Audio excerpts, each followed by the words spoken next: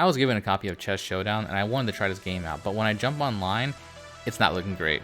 I find it strange since this was a game that garnered a lot of support from the fighting game community, but a little over a month after its release, it's relegated to Discord matchmaking status. It's unfortunate, but a recurring trend I've noticed, especially after getting invested in Pocket Bravery and Multiverses. It was an interesting take on the genre of chess and fighting games, but in a way you ended up creating a Venn diagram of the least possible amount of audience you can attract.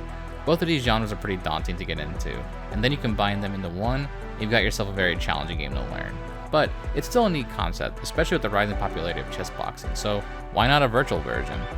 The combat was interesting. Pawns went from, well, pawn to the most important piece of the game.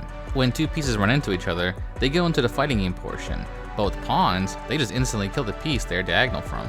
Combat had a surprising amount of depth, despite the easy inputs. You have light and heavy normals, with a special button that does a special move but depletes one bar. What intrigued me the most was the tag assist. This was a very interesting layer to the game where if you are close enough to a friendly unit, you go into the fight with not just yourself, but with a tag assist. This makes the chess portion even more interesting, where it's not about just capturing your pieces to make it easier to capture the king, but to pick fights where your comrades are in the vicinity. The assists are very strong and can extend combos, or control neutral, making it very difficult for your opponent. Alright, let me check back in and see if I got a match yet. Yep, not looking great. They do have a tournament coming up with the 1K grand prize, so I'll check that out and see how the meta has evolved in the game. Beyond that though, here's some combos I was going to use for another video. I don't know to tell you, but thanks for watching.